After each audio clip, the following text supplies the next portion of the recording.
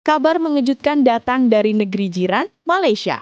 Publik sepak bola Asia Tenggara lagi-lagi diguncang isu kontroversial.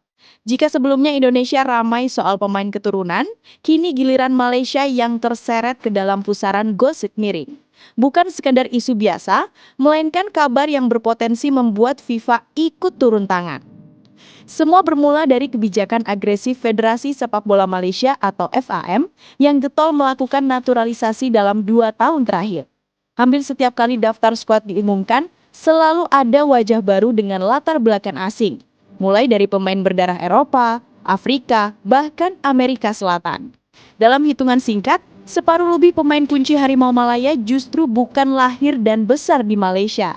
Publik pun mulai bertanya-tanya, apakah Malaysia benar-benar membangun sepak bola dari akar rumput atau hanya ingin jalan pintas dengan memungut talenta dari luar negeri?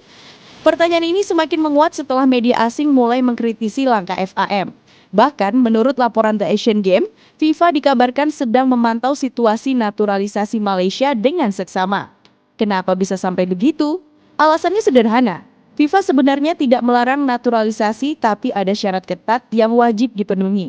Seorang pemain hanya boleh membela sebuah negara jika memiliki hubungan darah yang jelas, pernah tinggal minimal 5 tahun di negara tersebut setelah usia 18 tahun, atau memang lahir di wilayah negara itu.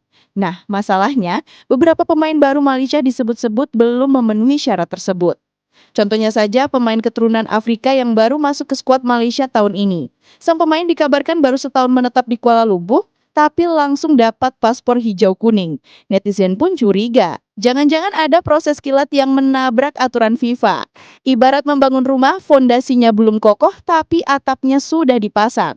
Tentu saja rawan roboh.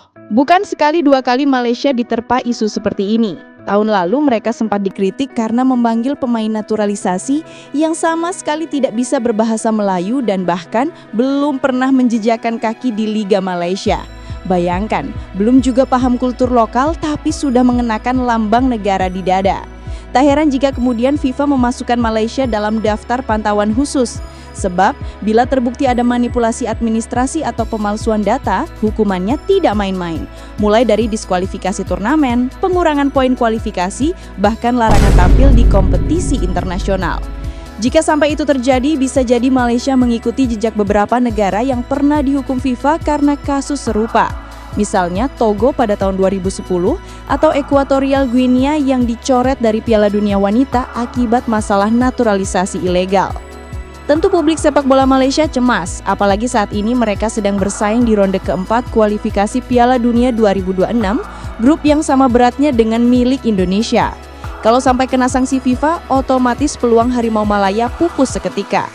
Namun di sisi lain ada juga yang membela langkah FAM. Menurut mereka, naturalisasi adalah cara tercepat untuk mendongkrak kualitas tim. Malaysia sudah lama kesulitan menghasilkan bintang lokal berkualitas dunia. Dengan adanya pemain asing, level kompetisi meningkat dan anak-anak muda bisa belajar langsung dari seniornya. Tapi argumen itu tetap terbentur pada aturan. FIFA tidak peduli apakah sebuah negara ingin instan atau tidak. Yang terpenting prosesnya harus sah. Kalau aturan dilanggar, konsekuensinya pasti berat. Menariknya, isu ini juga memunculkan reaksi keras dari fans negara tetangga, termasuk Indonesia. Banyak netizen tanah air yang menyindir Malaysia dengan sebutan tim impor. Bahkan ada yang bilang kalau begini lebih baik gabung Liga Eropa sekalian daripada main di Asia Tenggara. Sindiran-sindiran itu ramai berseliweran di media sosial. Di tengah semua kontroversi ini, FAM mencoba meredam. Mereka menegaskan bahwa semua pemain naturalisasi sudah melewati proses sesuai hukum Malaysia. Namun publik tetap skeptis, sebab yang dipertanyakan bukan hanya legalitas di level nasional, tapi juga kesesuaian dengan regulasi internasional milik FIFA. Lalu apa langkah selanjutnya?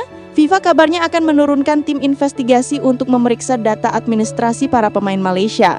Jika ditemukan pelanggaran, bukan tidak mungkin Harimau Malaya harus menghadapi badai besar. Bagi publik sepak bola, itu akan menjadi skandal terbesar dalam sejarah sepak bola Malaysia modern. Pada akhirnya kisah ini kembali mengingatkan kita bahwa sepak bola bukan sekadar soal strategi di lapangan, tapi juga urusan identitas, regulasi, dan kejujuran. Naturalisasi bisa jadi solusi, tapi kalau dilakukan dengan cara kilat tanpa fondasi yang jelas, malah bisa berbalik jadi bumerang. Apakah Malaysia akan selamat dari sorotan FIFA atau justru bakal jadi contoh buruk di Asia Tenggara? Jawabannya akan segera kita saksikan dalam beberapa bulan ke depan. Yang jelas, dunia sepak bola sekarang sedang menunggu babak baru dari drama yang satu ini. Karena pada akhirnya, sepak bola bukan hanya soal siapa yang paling banyak punya pemain asing, tapi siapa yang benar-benar menjaga marwah dan aturan permainan.